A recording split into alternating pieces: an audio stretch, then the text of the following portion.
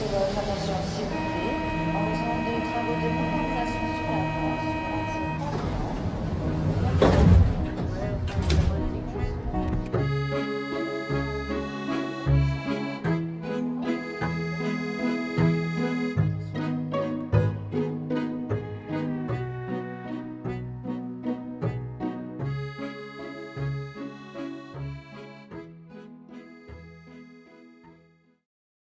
Luego de una intensa semana con el seminario La dinámica de la experiencia, de la estética de Walter Benjamin a la fenomenología de Maurice Merleau-Ponty, en la cual el profesor Luis Álvarez Falcón ha hecho el tejido entre dos autores fundamentales para el pensamiento estético, mostrando la vertiente fenomenológica en el primero y la dimensión materialista en el segundo, llegamos hoy, como punto final, pero también de apertura, a la conferencia El acontecimiento de la adversidad, Maurice Merleau-Ponty y la fenomenología. Sin ser necesariamente un espacio de conclusiones o de aplicaciones prácticas de lo que esta semana hemos tenido el placer de estudiar, sin duda hoy tendremos una charla en donde se abrirán caminos, se indicarán temas inquietantes para repensar nuestra condición sensible y estrategias otras para abordar aquello que nos inquieta como indagadores en esta indisciplina que es la estética. En fin, esta charla del profesor sin duda nos permitirá entender la importancia de una figura como Merleau-Ponty, que por esos raros caprichos de las modas intelectuales muchas veces no se estudia, al menos en nuestro medio, con toda la atención que merece. Gracias a las investigaciones de la profesora María Cecilia Salas, los posgrados en estética se han acercado a un autor que, leído con atención, es la voz que está tras otros, quizás más conocidos en nuestro medio, como Gilbert Simondon o Gilles Deleuze, un pensador como Merleau-Ponty, que sin embargo también nos permite tomar distancia de ellos y de este modo, desde la aproximación escalar, como nos la propuso esta semana el profesor Álvarez, poner en entredicho de una forma más radical el pensamiento metafísico que en su afán por la unidad o la evolución se ha revestido muchas veces de una actitud anestésica para tratar de sostener la pérdida que implica quedarnos en los tranquilos caminos del ser, con mayúsculas, y de la evolución, como la gran cadena del ser, entre otras cosas. Descubriendo la riqueza material del fenómeno, en cambio, encontramos la potencia de asumir la radicalidad estética, sabiendo que nuestra identidad es endeble y que no vamos hacia un telos o un propósito final. Siendo esta la sesión final del seminario, y con el agradecimiento infinito al profesor Luis Álvarez Falcón, quiero presentarlo para que todos aquellos que no nos han podido acompañar esta semana conozcan un poco más del importante trabajo que como docente e investigador ha hecho en su carrera académica. El profesor Álvarez Falcón es licenciado y doctor en Filosofía por la Universidad de Valladolid y diplomado en Historia de las Ciencias y de las Técnicas por la Universidad de Zaragoza. Se desempeña como profesor en dicha Universidad de Zaragoza en la Facultad de Filosofía. Entre sus principales áreas de investigación se halla la fenomenología, la filosofía de la educación, la filosofía del arte, la filosofía del conocimiento y las filosofías contemporáneas. Entre sus numerosas publicaciones se destacan algunos, estos son algunos de sus libros: La dialéctica, verdad, apariencia en la lógica de la experiencia estética; Realidad, arte y conocimiento, la deriva estética tras el pensamiento contemporáneo; La sombra de lo invisible, Merleau-Ponty, 1961-2011. Damos la bienvenida a todos y agradecemos igualmente a la Facultad de Ciencias Humanas y Económicas y a la Facultad de Arquitectura de la Universidad Nacional de Colombia, sede de Medellín, por su apoyo para la realización de este evento. De igual modo, agradecemos a la Biblioteca Pública Piloto por abrir sus puertas tanto para el seminario como para esta conferencia. Damos entonces la palabra al profesor Luis Álvarez Falcón. Profesor, muchas gracias. Manuel Bernardo Rojas, gracias a la profesora María Cecilia Salas Guerra y, por supuesto, a la Facultad de Ciencias Humanas y de Ciencias Económicas de la Universidad Nacional de Colombia, y especialmente gracias a todos ustedes, a los cuales ya me une una amistad, ¿no? Una relación ya docente, ya a los que conozco después de este largo e intenso seminario que hemos tenido esta semana, pues son mis alumnas y mis alumnos ya. Y además quiero aprovechar para decirles un poco en tono de humor, como le decía a la profesora Salas, que tenemos servicio de postventa, es decir, que ustedes me pueden localizar a través de internet, porque ahí está mi dirección de correo electrónico, ahí están mis trabajos. De hecho, en cuanto vuelva a España, lo primero que voy a hacer va a ser publicar todas las presentaciones de nuestro seminario. También publicaré esta conferencia que les voy a dar hoy, que les voy a impartir hoy, y algunos otros materiales. Con lo cual, siempre a su disposición.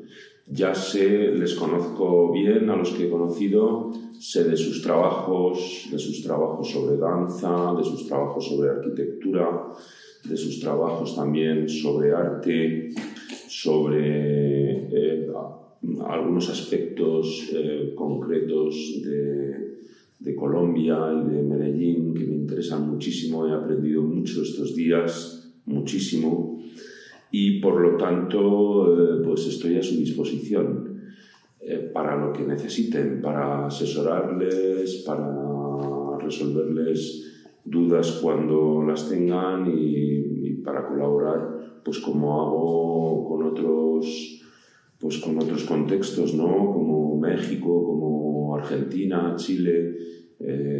Siempre me ofrezco pues para ayudarles tanto en sus tesis de maestría como en sus tesis doctorales o lo que precisen. Con lo cual ahí estoy a su completa disposición. Para los que no me conocen, pues a partir de hoy luego tendremos un turno de palabra, de preguntas, para que podamos conversar y dialogar, con lo cual todavía tenemos tiempo para conocernos y de la misma manera también tienen toda mi colaboración. Cuando la profesora Salas Guerra me propuso esta intervención filosófica, porque yo creo que ha sido una intervención filosófica, tanto el seminario como esta conferencia que cierra hoy este ciclo, pues me propuso que termináramos con esto, ¿no? Con una conferencia pública. Si recuerdan las cuestiones que comentamos en el seminario, cuando hablábamos de Walter Benjamin y citábamos la introducción al origen del drama barroco alemán, ¿no? Del Trauerspiel, decíamos que Benjamin estaba muy preocupado por el orden de exposición, ¿no? por el tratado, por la fórmula filosófica. Claro, lo que hoy tenemos es una conferencia, con lo cual no es una lección de un seminario, no es una sesión de trabajo, es una conferencia y como tal la he preparado. Y además, como vamos a ver, es un poco pues describir círculos concéntricos, porque es una conferencia sobre una conferencia.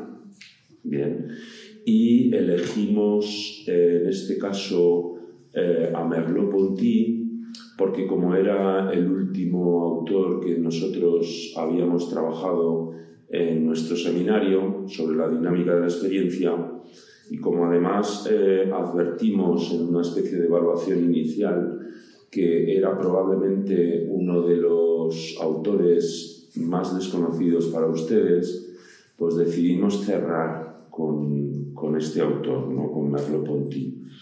Y cuando la doctora Salas Guerra me propuso la conferencia, pues decidí proponer un título: El acontecimiento de la adversidad, Merleau-Ponty y la fenomenología. El acontecimiento de la adversidad, sobre todo porque, como vamos a ver, vamos a hacer referencia a una conferencia que Merleau-Ponty dio el 10 de septiembre de 1951 en Ginebra, 10 años antes de su fallecimiento, en los encuentros de Ginebra, unos encuentros muy conocidos en ese momento. Su conferencia precisamente llevaba por título El hombre y la adversidad. El hombre en sentido genérico. Ya saben que en esos momentos quizá hubiera sido más correcto hablar del ser humano y la adversidad, que es de lo que trata este asunto. Por eso yo decidí hacer un poco ahí un rizo y poner como título a esta conferencia el acontecimiento de la adversidad. El otro día comentábamos en el seminario, ¿no?, cómo realmente, como vamos a ver, la adversidad no termina de ser nunca un acontecimiento, en el sentido de que no podemos hacer acontecimiento de lo adverso. ¿Por qué? Porque lo adverso nos sobrepasa. Lo adverso es desproporcionado, es imprevisible, es arrollador, ¿no?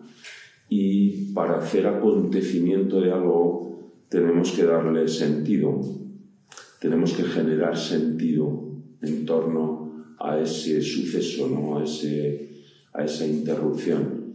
Y es difícil darle sentido a la adversidad, ustedes lo saben. Todos tenemos en nuestra mente qué es la adversidad. Todos hemos padecido, sufrido la adversidad. Estamos además en un lugar donde nuestra historia nos ha mostrado a lo largo del tiempo qué es la adversidad. Estamos hoy en el auditorio de la Torre de la Memoria, ¿no? La memoria se construye precisamente no solamente con los éxitos y con los acontecimientos que tienen sentido, que cobran sentido para nosotros porque tienen un fin, porque tienen un acabamiento, sino que la memoria también se construye a partir de esos sucesos adversos que no tienen fin, que no tienen acabamiento, que quedan en nuestra memoria como un recuerdo sin terminar, como un recuerdo siempre resonando, ¿no?, en nuestro ser, ¿no?, en nuestra vida, en nuestra comunidad, en nuestra familia también. Todos conocemos lo que es la adversidad. Por eso el título, el acontecimiento de la adversidad, es un poco contradictorio, ¿no? Porque realmente la adversidad, como les digo, no es un acontecimiento, no podemos hacer acontecimiento de ello. Por eso hemos elegido esta conferencia de Merleau-Ponty, porque en esta conferencia, como verán cuando estudien el pensamiento de Merleau-Ponty, el autor francés va a dar un giro radical en su pensamiento. A partir de este momento es un punto de inflexión y a partir de este momento su pensamiento se va a ordenar, se va a sistematizar, entre comillas, porque, como ya comentamos en nuestro seminario, no hay un sistema como tal, ¿no?, sino que, igual que ocurría con Walter Benjamin, hay otro tipo de ordenación, una ordenación filosófica diferente, ¿no?, una fórmula filosófica distinta, como las constelaciones, como los fragmentos, ¿bien? Con lo cual, a partir de este momento del año 51, Merleau-Ponty va a fundamentar su pensamiento de una manera muy sólida y va a dar un giro que va a ser truncado precisamente por la adversidad. La tarde del 3 de mayo de 1961, a los 53 años, Maurice Merleau-Ponty caía fulminado en su mesa de trabajo por un infarto agudo de miocardio, sobre un ejemplar de la dióptrica de Descartes, una de sus grandes obsesiones. Recuerden que cuando en el inicio de El ojo y el espíritu, del esprit, Merleau-Ponty hace mucho hincapié en ese pensamiento mecanicista que tiende a reducir la realidad a sus últimos términos, ese pensamiento que denominará también de survol, de sobrevuelo, que lo que hace es violentar la realidad en lugar de hundirnos en ella directamente. Parece que con la muerte de Merleau-Ponty se cumplió aquel presagio que el filósofo escribió en su libro póstumo e inacabado, Lo visible y lo invisible, y era aquella famosa frase que nos deja, como todas las descripciones merleau-pontianas, nos deja con una sensación de que hay más allá de la palabra, ¿no? Dice: no soy yo lo que me hace pensar, como tampoco soy yo quien hace latir mi corazón. El acontecimiento de su muerte fue un guiño de la adversidad, una perversa paradoja para este pensador de lo inacabado, de lo inconcluso, del aplazamiento interminable de aquello que él mismo llama lo no pensado, lo impensado. La aciaga interrupción de la obra de Merleau-Ponty nos recuerda otra misteriosa desaparición que hemos mencionado estos días, la de otro de los grandes inacabados por la adversidad, Walter Benjamin en Portbou. La narración de los acontecimientos entre la leyenda y la cruda realidad hace referencia a un mítico maletín negro que el pensador alemán portaba en su fatal camino por la ruta Lister, la ruta que unía Francia con España, por donde los republicanos españoles huían de la guerra, de la adversidad, de la barbarie, y por donde a su vez los franceses, los alemanes y otras muchas personas de otros muchos orígenes intentaban huir a España para poder salir de allí hacia el Atlántico, sobre todo hacia América, con la esperanza de huir de esa adversidad. Y los azares del destino hicieron que ese maletín desapareciese entre la Gestapo y la policía política de Franco, huyendo del horror, atravesando los Pirineos rumbo a la fatalidad. En el caso de Merleau-Ponty, la suerte hizo que hoy conservemos su herencia inconclusa. La Biblioteca Nacional de Francia custodia más de 4.000 páginas de trabajos, notas, borradores, proyectos, etc. Una gran cantidad de documentos que son conservados también por Manuel de Saint-Aubert, que es un pensador actual muy importante. Yo creo que las obras de Saint-Aubert, de Manuel de Saint-Aubert sobre Merleau-Ponty son de las más importantes en la actualidad, junto a Renaud Barras, que es otro de los grandes pensadores franceses que ha destapado la herencia merleau-pontiana. En el caso de Manuel de Saint-Aubert, además fue un antiguo alumno de l'École Normale Supérieure, de la Escuela Normal Superior, y fue albacea de su viuda, ¿no?, de Suzanne Merleau-Ponty. Bien, por situarnos 10 años antes de este fatal desenlace, el 10 de septiembre de 1951, como les comentaba, en los célebres encuentros internacionales de Ginebra, el filósofo pronunció esta conferencia que llevaba por título L'homme et l'adversité, el hombre y la adversidad. Hoy podemos leer esta conferencia, esta lección, en su obra Signos, publicada por la editorial Gallimard en 1960.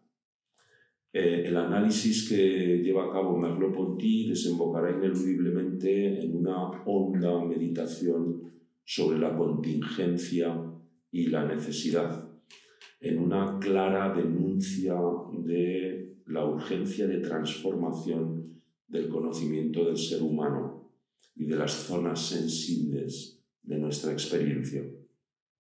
Entre sus líneas advertiremos una añoranza y una premonición, el sueño de una comunidad no visible y la pesadilla del acontecimiento inesperado de la adversidad y la fortuna. He elegido un fragmento que yo creo que es muy descriptivo. Dice Merleau-Ponty: a veces nos ponemos a soñar lo que podría ser la cultura, la vida literaria, la enseñanza, si todos los que participan en ella, después de haber rechazado de una vez y para siempre los prejuicios, se entregaran a la felicidad de reflexionar juntos. Pero este sueño no es razonable. Las discusiones de nuestro tiempo son tan convulsas porque resiste a una verdad muy cercana y porque está más cerca quizá que ningún otro de reconocer, sin velo que se interponga, las amenazas de la adversidad, las metamorfosis de la fortuna. Bien, como ustedes saben, la palabra adverso proviene del latín adversus, que significa en contra u opuesto. La raíz de la palabra etimológica, ya saben que a mí, ¿no?, la etimología a veces traiciona, pero me gusta mucho hacer el análisis etimológico porque nos descubre contenido detrás de la palabra. Esta raíz ad indica hacia o en contra, y versus, que significa girado o volteado. En su sentido original, adverso se refiere a algo que está en oposición o en contra de algo o alguien. En términos generales, adverso se utiliza para describir una situación o circunstancia desfavorable, difícil o contraria a lo que se desea. Puede referirse a condiciones adversas, eventos o circunstancias adversos, indicando que son difíciles, negativos o perjudiciales. Sin embargo, como les decía al principio, la adversidad no es propiamente un acontecimiento, sino más bien una condición o situación complicada que se presenta como resultado de diversos acontecimientos desfavorables o desafiantes. La adversidad como tal puede surgir debido a circunstancias inesperadas, obstáculos, problemas o conflictos que enfrentamos en nuestras vidas. Estos eventos o circunstancias adversas llegan en el momento menos deseado, cuando todavía no es su tiempo, cuando aún deberían de tardar. La adversidad sobreviene al sujeto como alguna cosa catastrófica de la que no puede precisamente hacer acontecimiento. Hay en la adversidad, se podría decir, alguna cosa inexplicable desprovista de sentido. Y siguiendo la ecuación fenomenológica que les decía estos días, sentido igual a mundo, podremos afirmar que la adversidad no es del mundo, sino al contrario, es extraña al mundo, ajena al desarrollo habitual de los acontecimientos. Maurice Merleau-Ponty, como les indicaba estos días en nuestro seminario, conoció a Edmund Husserl en febrero de 1929 en París, en sus célebres conferencias sobre la introducción a la fenomenología trascendental. Más tarde, en 1931, se publicarán estas conferencias con el rótulo Meditaciones cartesianas. 10 años después, en el año 1939, este es un momento fundamental, Merleau-Ponty escribe al padre Germán Leo van Breda, el franciscano encargado de salvaguardar y catalogar el legado de Husserl. Ustedes saben que Husserl era de origen judío y En fin, si no lo conocen, les animo a que lean esa historia, la pueden encontrar en internet.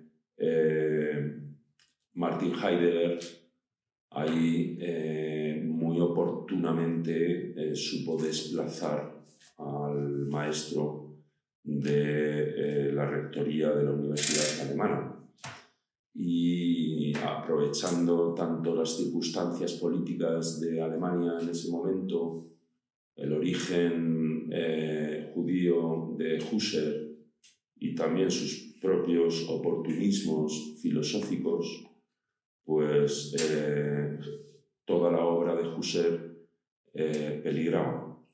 Y por lo tanto fue trasladada en varias, casi es como se podría hacer una serie de Netflix, porque es una historia de misterio y de intriga y en algunos casos de terror, ¿no? Porque parte de ese legado fue a parar a Lovaina y Van Breda se encargó de custodiarlo hasta nuestros días. Se pueden visitar los archivos Husserl en Lovaina, y otra parte fue a otros lugares como Praga, de una manera, como les digo, pues prácticamente huyendo de la Gestapo, ¿no? Van Breda fue el encargado, pues, de salvaguardar y catalogar el legado de Husserl en Lovaina. Merleau-Ponty viajó a Lovaina en el año 39 y pudo leer algunos de los manuscritos de Husserl, en concreto una parte inédita de la crisis de las ciencias europeas, una parte de Ideas 2, Experiencia y juicio, en fin. El contacto con estos manuscritos de investigación y las conversaciones con uno de los últimos discípulos de Husserl, que fue Eugen Fink, el discípulo de Constanza, marcarán el derrotero del pensamiento de Merleau-Ponty. Sin embargo, una vez más, la adversidad impedirá conocer a nuestro autor la trascendencia de este legado inédito, porque habrá que esperar hasta los años 80, 90, que son los años en los que la Husserliana, que es como se va a llamar a la colección que va a recopilar los textos de Edmund Husserl, irá publicando parte de esta extensa herencia. Pero Merleau-Ponty ya no será testigo de este acontecimiento. Habrá muerto en el año 61. Otros, como en el caso de Jan Patočka, tendrán un poco más de tiempo para conocer estos escritos esotéricos de Husserl, los manuscritos estenografiados, aunque en el caso de Jan Patočka la adversidad también se cebará con su vida y con su obra. De hecho, la vida de Patočka quedará truncada en 1977 mientras es interrogado y torturado en una celda de detención de la seguridad del Estado en la antigua República Socialista Checoslovaca. Ni Merleau-Ponty, ni Walter Benjamin, ni Jan Patočka pudieron conocer, pues, la evolución del pensamiento contemporáneo del último cuarto de siglo. Sin embargo, sus intuiciones pueden parecer visionarias. Lo inacabado de sus obras, truncadas por la adversidad, no detiene su carácter anticipativo que prevé y se adelanta a las conclusiones teóricas de la actualidad. Esta extraña y sorprendente intromisión en el futuro no es una proyección de nuestros esquemas contemporáneos. Es la constatación de que la filosofía es, tal como ya lo habían anticipado los clásicos, una geometría de ideas en la que deducimos con universalidad las mismas conclusiones, atemporales, comunes y necesarias. El caso de Merleau-Ponty es un ejemplo paradigmático de esta clarividencia, de esta sagacidad en el discernimiento y en la comprensión anticipatoria del pensamiento. A continuación mostraré cómo las potentes intuiciones de Merleau-Ponty se anticiparon a las consideraciones actuales pese a la historia particular y los derroteros de la adversidad, demostrando que el pensamiento se despliega ajeno a los acontecimientos y contingencias, movido exclusivamente por el impulso de las ideas en lo que llamamos una dialéctica de lo real. Merleau-Ponty describirá esta extraña coincidencia anticipatoria como aquel pensamiento que ya existe como movimiento antes de haber llegado a una consciencia filosófica total. Hay 3 textos del pensador francés que marcan este giro en el devenir filosófico. El primero es sobre la fenomenología del lenguaje, el segundo es el filósofo y la sociología, y el tercero es el hombre y la adversidad, que hemos citado antes. Además, hay que recordar que la introducción a la prosa del mundo terminará siendo el artículo titulado El lenguaje indirecto y las voces del silencio. A partir de este momento, en el año 1951, nuestro autor adelantará una visión brillante de los inacabados, de los impensados de la filosofía fenomenológica, siempre con un lenguaje transaparente, de una riqueza descriptiva y de una intuición tan evidente que su prosa traspasará lo que los escolásticos denominaban el actus ignato, poniendo en ejercicio mecanismos y dinamismos para los que todavía no tiene suficiente representación, creando esta representación y tematizando con rigor lo que posteriormente hemos denominado la mirada fenomenológica. Pese a su aspecto fragmentario, el pensamiento de Merleau-Ponty forma un sistema, tal como había ocurrido con Benjamin o con el propio Husserl. Tras estos fragmentos aparece un atisbo humilde y tímido de reorganización, de fundición, de fundación, de formulación filosófica. La lección del 10 de septiembre de 1951 en Ginebra es un ejemplo de esta potencia teórica. Ha sido un texto muy comentado, pero en él se anticipa una nueva fenomenología, aquella que Husserl no alcanzó a sistematizar con éxito, pero que hoy constituye una vanguardia entre teorías. El origen del despliegue teórico de Merleau-Ponty sigue partiendo de un viejo problema: la relación entre conciencia y naturaleza. El idealismo cartesiano representa una antigua anomalía en forma de dualismo entre inmanencia y trascendencia, entre interioridad y exterioridad. El sarcófago cogitativo encierra la conciencia en la interioridad, como aquel célebre relato del sueño de Descartes en la Poel, en la estufa, en medio de la Guerra de los 30 años. Descartes era soldado en la Guerra de los 30 años y cuenta su biógrafo que hacía tanto frío allí que a los soldados tenían que meterlos en una especie de sauna, ¿no?, de estufa, para que alcanzasen la vida otra vez, ¿no? Y que justo en el momento en que Descartes está ahí en la estufa, entra en una especie de ensoñación, de sueño ligero, y ahí es donde tiene la intuición de este yo metido en la interioridad, ¿no? Oculto dentro de mi cuerpo, ¿no? Ese yo encarcelado, ¿no?, en ese sarcófago cogitativo. Vamos a ver que precisamente lo que Merleau-Ponty va a defender va a ser todo lo contrario. El yo no está encerrado en un sarcófago. El yo está en la piel. El yo está en la superficie. El yo está en nuestra mirada a las cosas y en las cosas que miramos, que tocamos, que las cosas que percibimos, y en los otros y en lo otro también. La naturaleza es exterioridad y la comprensión del acceso de la conciencia a la naturaleza exige, como decía el profesor en mi presentación, un cambio de escala, una nueva escala, eso que hemos denominado una escala fenomenológica.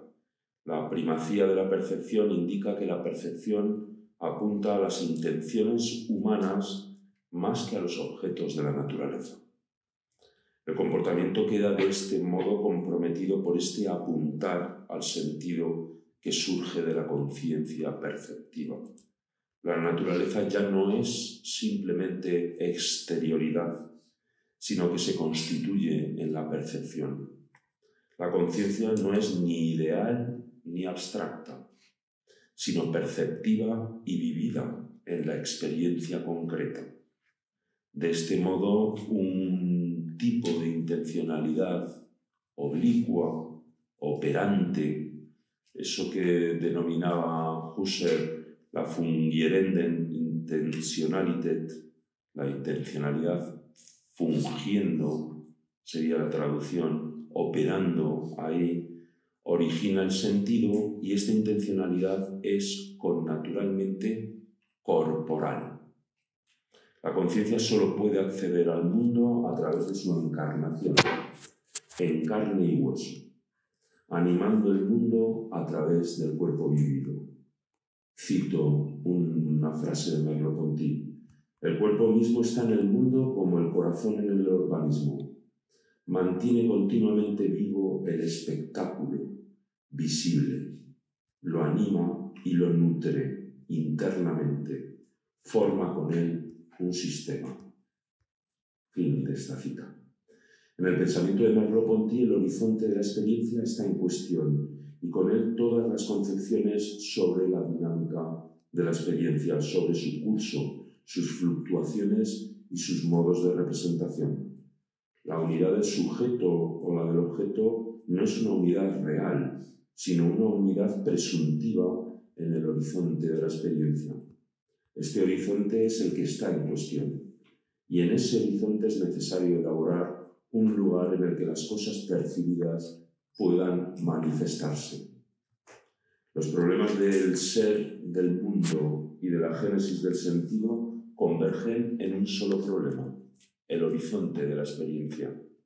Este horizonte es un concepto aproximativo, es decir, un concepto que varía en función de las dinámicas de la experiencia, que se refiere al origen, a la validez, a los límites y a las posibilidades de toda experiencia humana. Por consiguiente, tal concepto compromete nuestra concepción del ser humano. De ahí que los problemas del ser, del mundo y de la génesis del sentido tomen como compromiso inmediato la naturaleza íntima del ser humano. Una nueva escala de aproximación a la experiencia debe superar la reducción de lo humano a su condición estricta de especie natural. Es necesario ampliar la serie, que ahora es una nueva serie, sin la cual se nos escaparía la riqueza de lo humano. Lo humano es ahora el principio de esta serie. Los encuentros internacionales de Ginebra del año 1951 llevaban por título El conocimiento del hombre en el siglo XX, el conocimiento del ser humano en el siglo XX. No es casualidad que Merleau-Ponty titulase su intervención El hombre y la adversidad. Lo humano será el punto de partida y el punto de llegada del despliegue teórico sobre el problema del ser, del mundo y de su sentido. En lo humano veremos esbozada toda la marea fenomenológica que nuestro pensador tratará de sistematizar hasta el final de sus días. En su lectura advertimos tres ejes estructurales que toman lo humano como referencia y en los que se ubican las potentes intuiciones que anticiparán el desarrollo posterior de la filosofía. Estos tres ejes, que van de lo humano al mundo y del mundo a lo humano, son los siguientes. Por un lado, el entrelazamiento entre la conciencia y el cuerpo. En segundo lugar, la conexión entre el pensamiento y el lenguaje. Y en tercer lugar, el vínculo entre la política y la historia. Bien, esos tres ejes son los que a continuación voy a resumir. De un modo extraordinario, sutil, inconcluso e inacabado, Merleau-Ponty hará desfilar en torno a estos tres ejes los principales impensados de su no filosofía. Más adelante entenderemos por qué este modo de exposición, aunque su virtud adivinatoria siga quedando siempre en el misterio entre la contingencia del mundo y la necesidad de las ideas, como aquel pensamiento que ya existe como movimiento antes de haber llegado a una consciencia filosófica total. La filosofía de Merleau-Ponty no es una filosofía cerrada, anclada en la historia de la filosofía, sino que se nos aparece abierta y respondiendo a las gigantescas transformaciones a las que asiste conscientemente. El abandono de la filosofía clásica y la difícil elaboración de una nueva fenomenología. La no filosofía será, en palabras de Merleau-Ponty, en la preparación del curso del 6 de marzo de 1961, la filosofía verdadera. Es decir, una filosofía de la experiencia que se da en diferentes estratos escalonados de una serie fenomenológica. Intencionalidades que no pueden adecuarse a un espíritu constituyente universal y cuya articulación no es discursiva. Esta no filosofía será únicamente posible o bien como luz negra de la fenomenología, capaz de exhibir todo lo que queda oculto y encubierto por la antesala del eidos y que parece quedar fuera de todo orden simbólico, o bien como el hermano bastardo del inmenso y razonado desarreglo de todos los sentidos, el arte. Se tratará, pues, de una filosofía negativa que deberá entenderse tal y como posteriormente insinuará el propio Jan Patočka, como una a-filosofía. Bien, en cuanto al entrelazamiento entre la conciencia y el cuerpo, en el inicio de esta conferencia de Ginebra, Merleau-Ponty advierte que han cambiado las escalas en las que accedemos al horizonte de nuestra experiencia. Todos los cambios en la representación del ser humano se traducen en un cambio del ser humano mismo. Las antítesis entre materialismo e intelectualismo, las disociaciones cuerpo y espíritu, los dualismos entre lo exterior y lo interior, han demostrado una confusión de escalas de nuestra experiencia, obviando su propia dinámica. La noción de carne, chair, de cuerpo animado, de cuerpo vivido, ha supuesto un quiasmo, un entrelazamiento, un indicio de la anomalía que supone equivocar las series en las que ubicamos el horizonte de nuestra experiencia. El ejemplo clásico de esta distorsión aparecerá en la tradición psicoanalítica freudiana. El concepto de inconsciente será la punta de lanza donde exhibir esta confusión, que no es más que una transcategorización o deformación coherente. El inconsciente no es ni la conciencia perceptiva, ni la conciencia como acto puro, ni tampoco la conciencia reflexiva. Parece ser más bien una percepción ambigua, una impercepción cuasi percepción, dice el autor, una ósmosis entre la vida anónima del cuerpo y la vida oficial de la persona. Veremos más adelante que estas ideas de inconsciente, de ambigüedad, de ósmosis, serán desarrolladas por la fenomenología contemporánea en forma de inconsciente fenomenológico, de fantasía perceptiva, de transpasibilidad en términos de Henri Maldini, salvando, obviamente, la distancia teórica que nos separa de nuestro autor. El inconsciente no es un no saber, sino un saber no reconocido, no formulado. Es un impensado, que aunque sea percepción, no lo es de algo. Es decir, es una percepción donde lo percibido no está constituido. No está constituido por la conciencia perceptiva o el cuerpo vivo, sino que, tal como describe el pensador francés, se instituye como algo prehumano.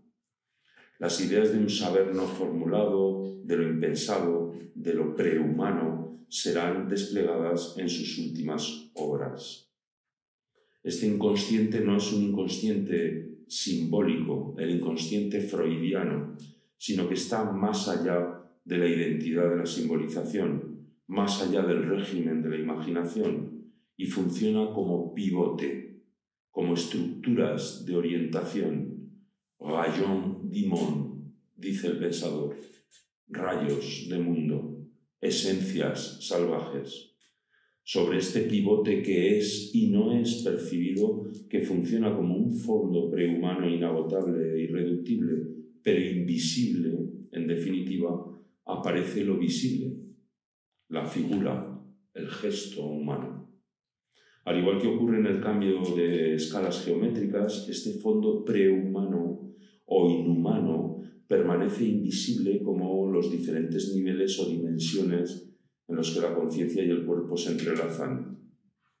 La no coincidencia y el inevitable sobreadvenimiento de este horizonte soberano e inaccesible dará primacía a la novedad y la imprevisibilidad de aquello que el propio Heidegger calificará como impensado.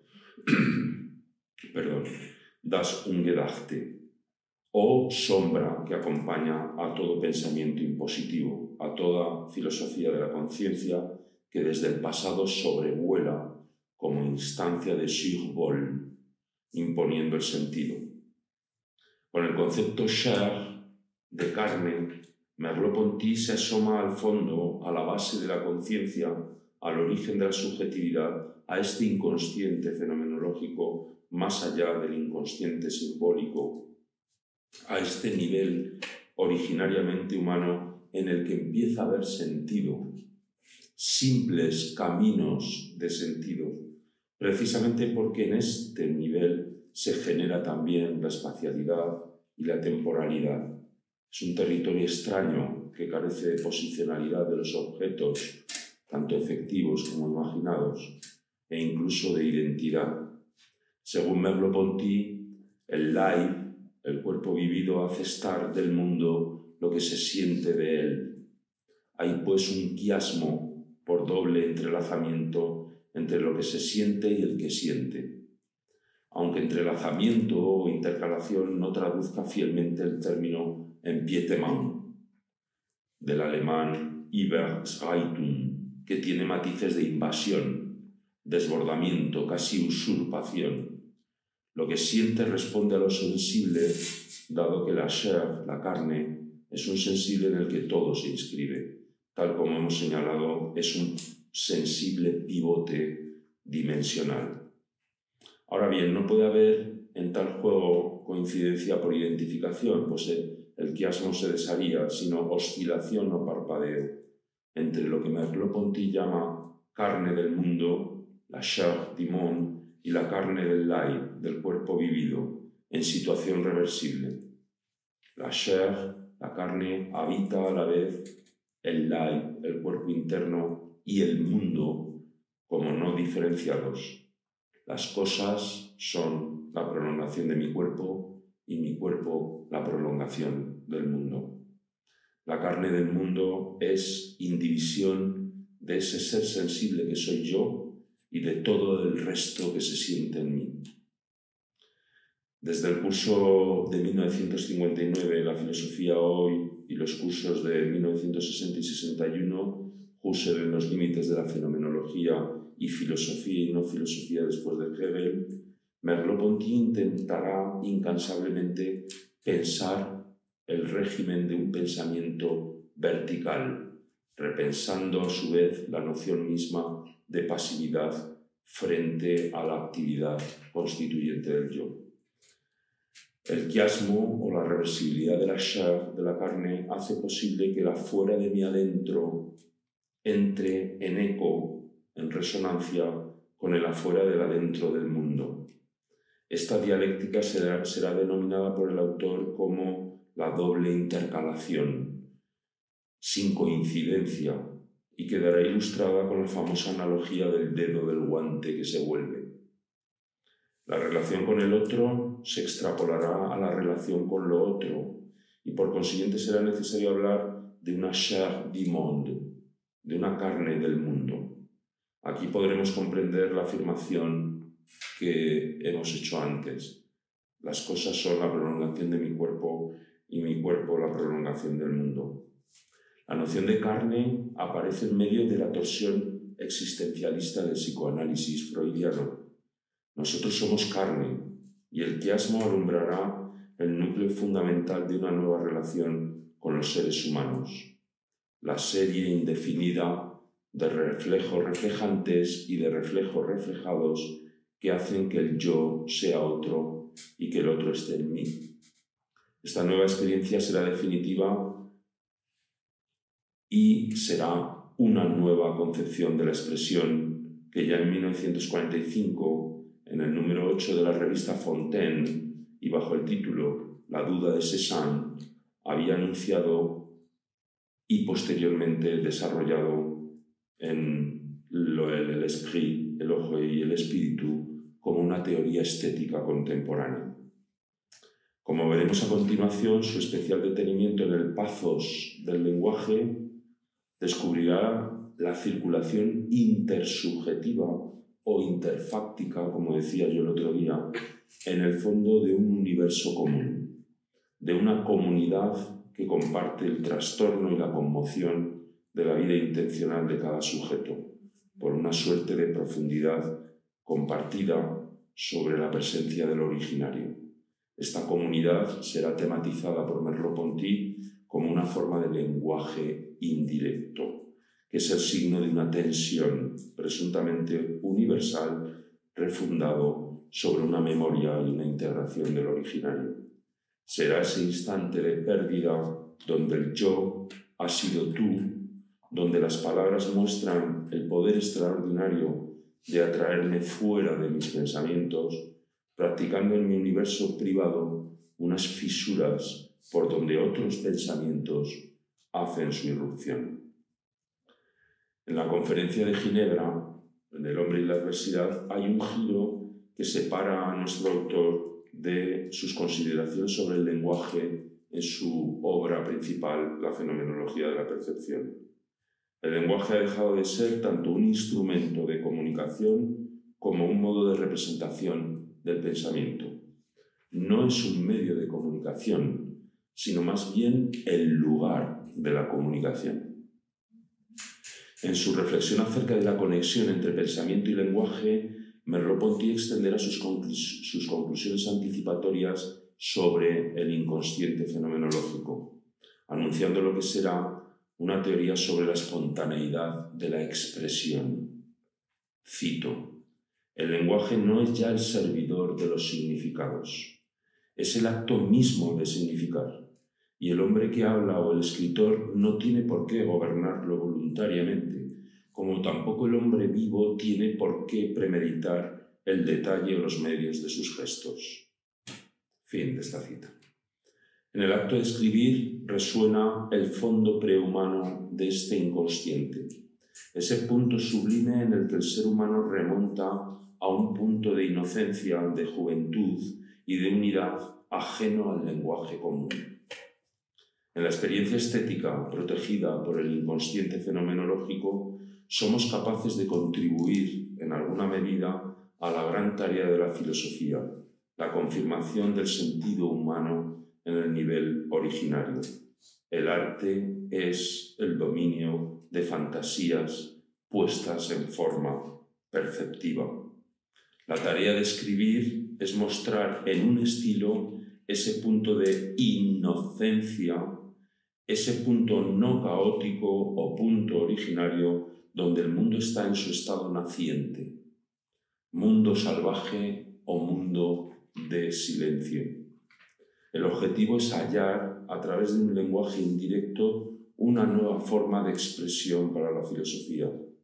Dice nuestro autor: existe, pues, el problema de si la filosofía, como reconquista del ser bruto o salvaje, puede llevarse a cabo con los recursos del lenguaje elocuente, o si no tendría que utilizarlo de tal manera que perdiese su poder de significación inmediata o directa para resultar adecuado a lo que la filosofía quiere decir.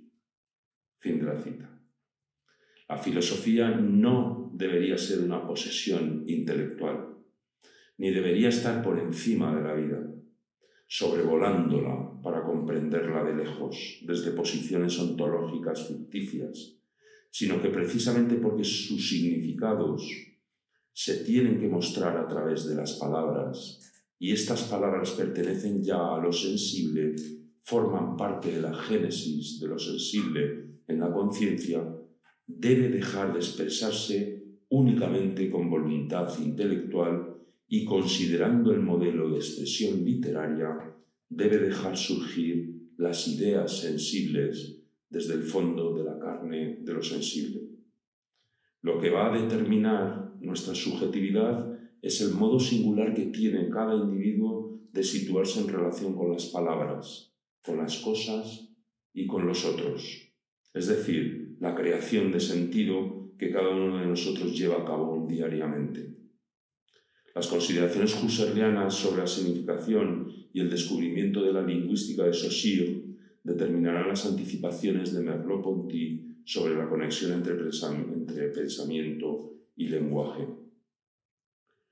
En el momento de los encuentros internacionales de Ginebra en 1951, hay que destacar los cursos que Merleau-Ponty impartió en la Sorbona bajo los títulos La conciencia y la adquisición del lenguaje, las ciencias del hombre y la fenomenología, así como la ponencia del primer coloquio internacional de fenomenología en Bruselas, que llevaba por título sobre la fenomenología del lenguaje.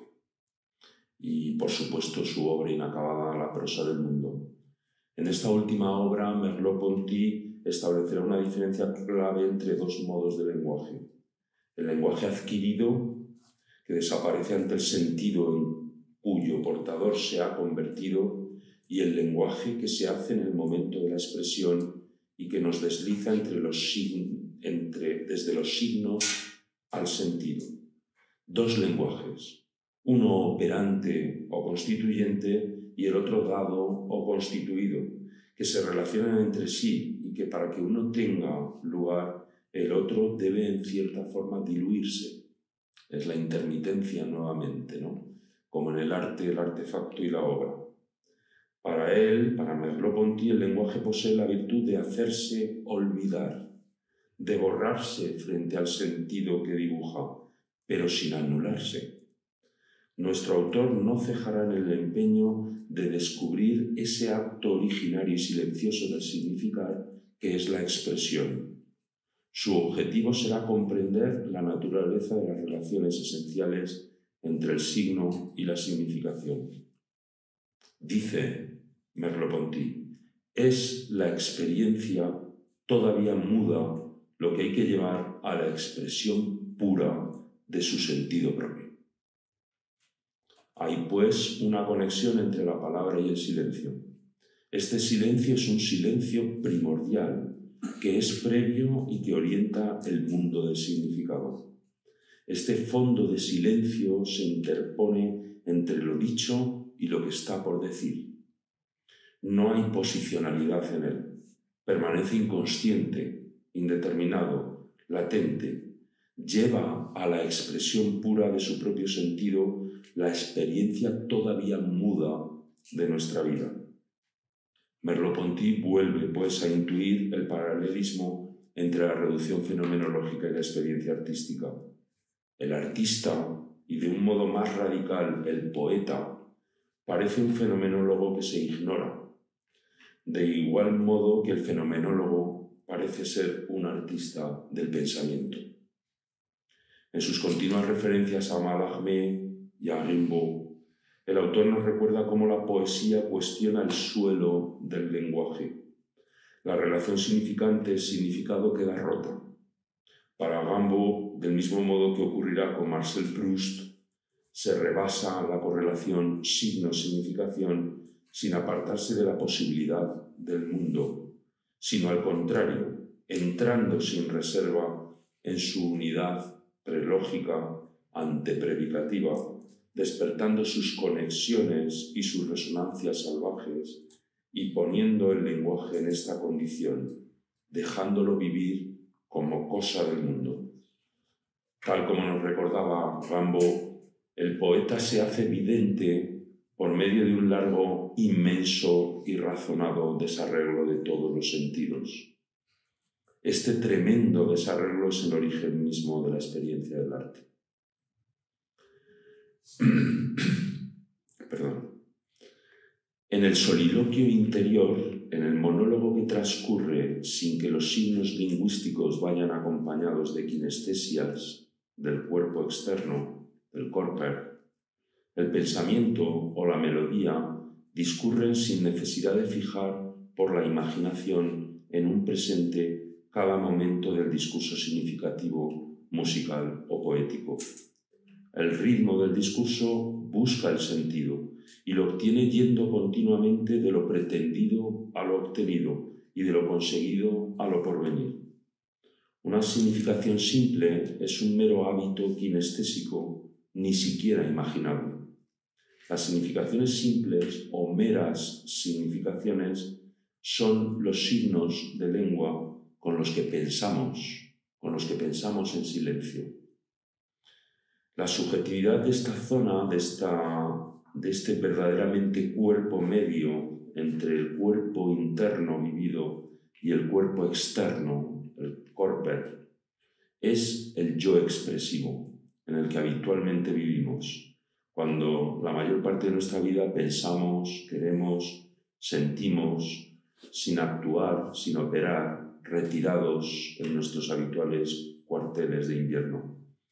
El lenguaje es, pues, este aparato singular que nos da como el cuerpo más de lo que hemos puesto en él. Sea que nos enteramos de nuestro pensamiento hablando o que escuchemos a los demás. Pues cuando escucho o leo, las palabras no vienen siempre a conectar en mí con significados ya presentes. Tienen el poder extraordinario de sacarme de mis pensamientos.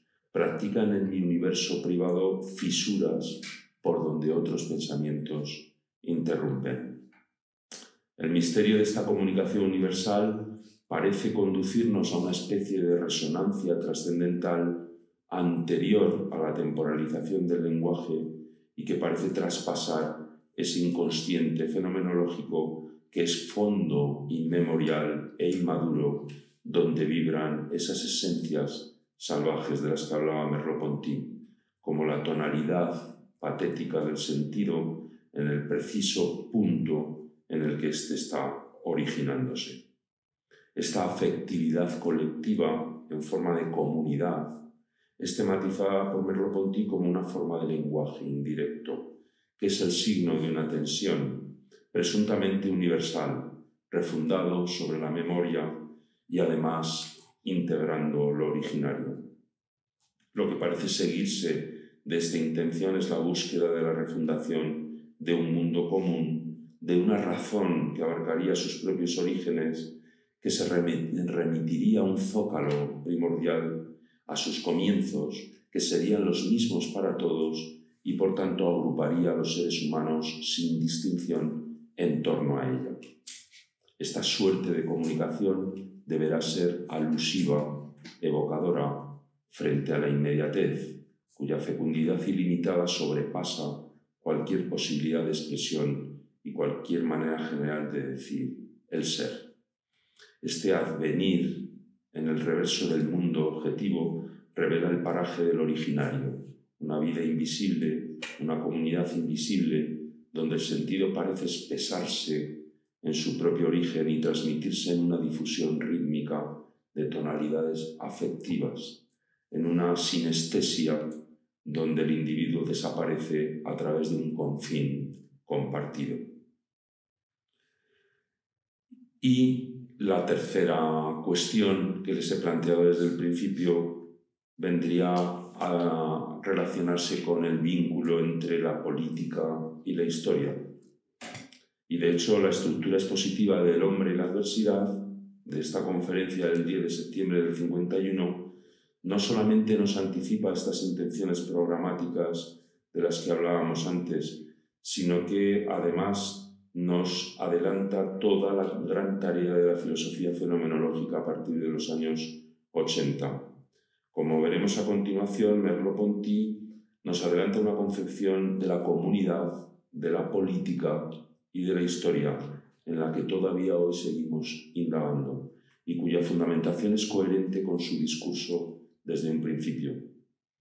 En Ginebra, 4 años después de la publicación de Humanismo y Terror, que es probablemente una de las obras claves para entender este vínculo, nuestro autor mostrará un giro claro frente a las consideraciones anteriores, presagiando un nuevo concepto de comunidad que tendrá sus raíces una vez más en la noción de inconsciente fenomenológico. La cuestión de fondo es la constatación de que la dinámica de la experiencia conlleva múltiples niveles, múltiples estratos. Este será el fundamento oculto de la denuncia expresa de Merleau-Ponty sobre la ambivalencia de los actos políticos. El nivel de la política en las acciones cotidianas se corresponde con el nivel de la experiencia del mundo vivido, mientras que el nivel de la teoría política es un nivel de universalidad e idética, siempre propenso a explicaciones reduccionistas, planas, meramente sociologistas. Pero no habría disritmia si no fuese porque en la experiencia básica del mundo vivido, esta universalidad e idética de la teoría política es gestionada por referencia a otra universalidad no eidética, una universalidad propiamente humana, la comunidad de singulares no agregados, no sustantivable como especie humana, como idea sustantivada de humanidad. La política, en sus ritmias y disritmias, exige la efectividad de los niveles de experiencia en la vertical que se abre tras la reducción fenomenológica.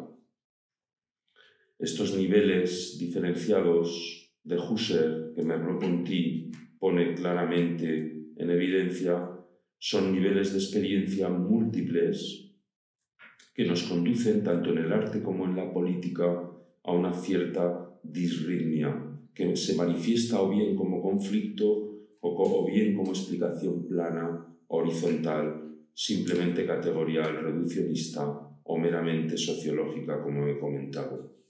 Sin embargo, hay un concepto de comunidad y de comunicabilidad que coincide con las consideraciones kantianas de la tercera crítica, la crítica de la facultad de juzgar, y con las consideraciones fenomenológicas tanto de Merleau-Ponty como de Hannah Arendt.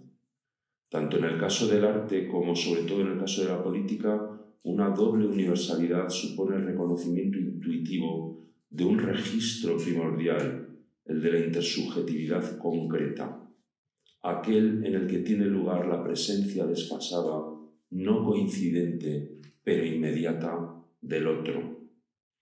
Esta noción de comunidad fenomenológica coincide con la polémica que iniciará Maurice Blanchot y Jean-Luc Nancy en los años 80 y que luego continuará Jacques Rancière y Giorgio Agamben y otros sin una conclusión definitiva. Será pues el registro, que no es Stiftung, institución, que explora la fenomenología contemporánea, la comunidad inconfesable, la comunidad desobrada, la comunidad de los amantes, la comunidad afrontada, la comunidad negativa, la comunidad invisible y, en suma, el comunismo, que no comunitarismo, de la comunidad de singulares en busca de sentido infieri.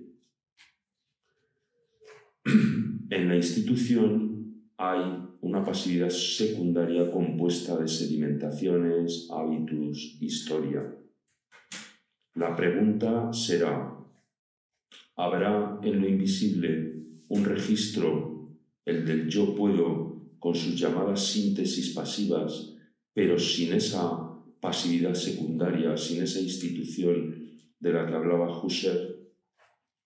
El vínculo entre la política y la historia nos obliga a que las políticas deban hacerse a prueba de acontecimientos, teniendo en cuenta la coexistencia humana en un concepto de comunidad invisible, en un nivel originario que trasciende las particiones culturales y políticas de la humanidad.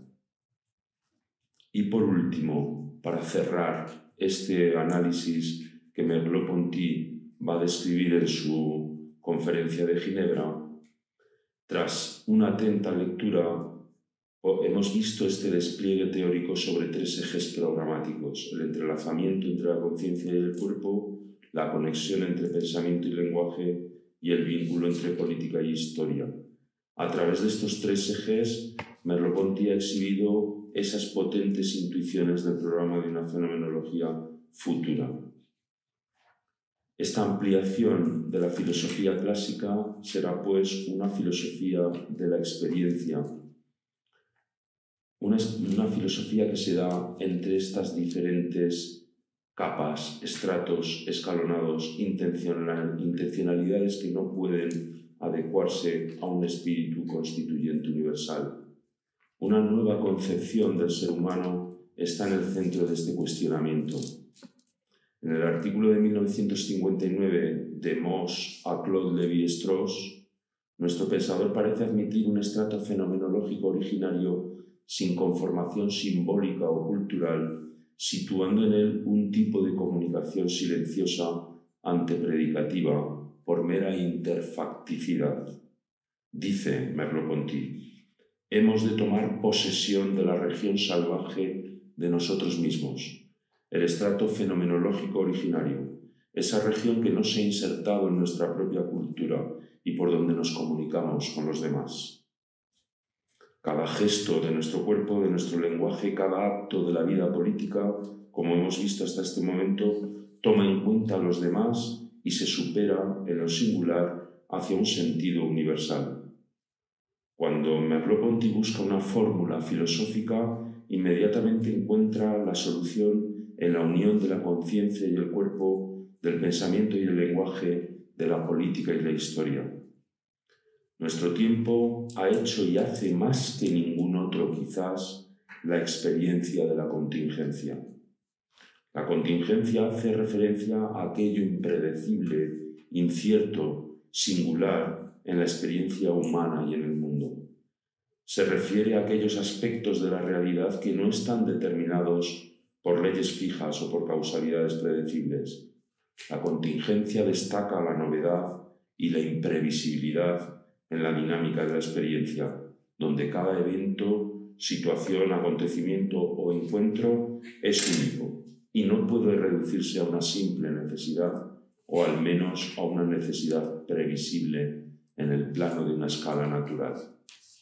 Necesidad y contingencia no son ideas exentas, como ocurría en la antigua filosofía escolástica.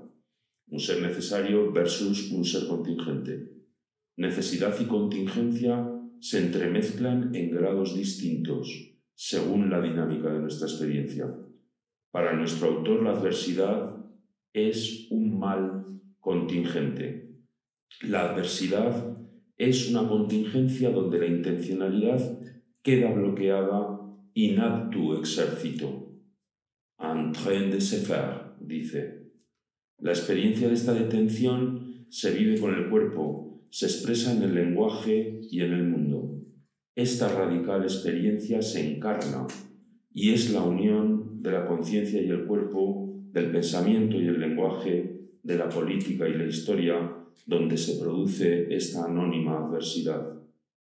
Sin embargo, para Merleau-Ponty esta adversidad es pura contingencia, y en esa contingencia es la encarnación la que compromete a la intencionalidad en el cuerpo, en el lenguaje y en el mundo. La adversidad no es un enfrentamiento, una pugna entre adversarios, sino un desorden, una detención de nuestro tender hacia, de nuestro intendere hacia las cosas mismas a través del cuerpo, del lenguaje y del mundo. Cuando nuestras iniciativas se hunden en la pasta del cuerpo, en la del lenguaje o en la de este mundo desmesurado que nos es dado para que lo acabemos, no es que un genio maligno se oponga a nuestras voluntades. No se trata más que de una especie de inercia, de una resistencia pasiva, de un desfallecimiento del sentido, de una adversidad anónima. Del mismo modo que no es un enfrentamiento, tampoco es un acontecimiento, tal como dijimos al principio, sino más bien una condición o situación complicada que se presenta como resultado de diversos acontecimientos que comprometen los dinamismos que generan el sentido. El progreso, dice Merleau-Ponty, no es necesario como una necesidad metafísica. El ser humano es el lugar de la contingencia. No hay una humanidad sustantivada, ni una humanidad reducida a un ente metafísico o a sus últimos datos. El ser humano que hay en el ser humano no es más que el fantasma de la realización de nuestras operaciones expresivas. Y el hombre, que es admirable, no es este fantasma.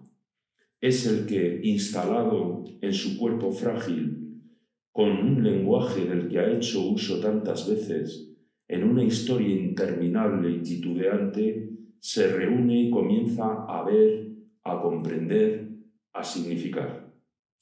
El humanismo de hoy ya no tiene nada de decorativo ni de decoroso. El espíritu y el hombre no son nunca. Se reflejan en el movimiento por el que el cuerpo se hace gesto, el lenguaje obra y la coexistencia verdad. Y en el ejercicio siempre fracasado de este movimiento radica su adversidad. La detención en la intencionalidad vivida en el cuerpo, en el lenguaje y en el mundo da lugar a la adversidad. Sin embargo, la adversidad no es exclusivamente pasividad, sino más bien una actividad continuamente frustrada. Y este continuo investir fracasado en el cuerpo es como un juicio determinante en una finalidad sin fin, en términos kantianos. En definitiva, un juicio reflexionante, tal como ocurre en la experiencia estética y en la experiencia artística. Este sentido de la adversidad nos muestra que el espíritu y el ser humano no tienen entidad ni sustantividad, sino que se manifiestan en su movimiento, en el movimiento por el cual el cuerpo se hace gesto, el lenguaje funciona y la convivencia se vuelve verdad. El espíritu es para el ser humano como el hueco que hace el viento en la vela de un barco. Ambos no existen, no tienen entidad como tal, sino que se traslucen. Esta es la razón por la que no podemos distinguir la conciencia del cuerpo. Aparecer significa, en primer lugar, una forma no transparente de existir, pero también la de aparecer a través de algo, la de transaparecer. El espíritu y el ser humano transaparecen en el movimiento por el cual el cuerpo se convierte en gesto, la palabra en lenguaje y la convivencia en verdad. Es decir, es el gesto, el trabajo y la verdad los que hacen traslucir al espíritu y al ser humano. Es en ese quiasmo donde el gesto, el trabajo y la verdad carecen de sustantividad, salvo por la intercalación con el cuerpo, el lenguaje y la convivencia entre los seres humanos. La transapariencia, o más bien la transaparecencia del ser humano, depende de su continuo y siempre fracasado tender hacia la contingencia y la adversidad. Ese continuo investir, sin éxitos ni garantías, esa permanente resistencia a la contingencia y a la adversidad, se muestra en el cuerpo cuando se hace gesto, en la palabra cuando se hace lenguaje y en la verdad cuando convivimos. Tal como propusimos en el inicio de esta conferencia, el cuerpo se hace gesto en el entrelazamiento de la conciencia y el cuerpo, en una relación carnal con los otros, en el funcionamiento del inconsciente fenomenológico. El lenguaje se convierte en obra, en la conexión del pensamiento y lenguaje, en el estilo. La convivencia se convierte, en verdad, en el vínculo de la política y de la historia. La expresión, el trabajo y la verdad se vuelven institución en una intencionalidad que no deja de operar en el cuerpo, en el lenguaje y en el mundo. y siempre dentro de la contingencia y la adversidad. Muchas gracias.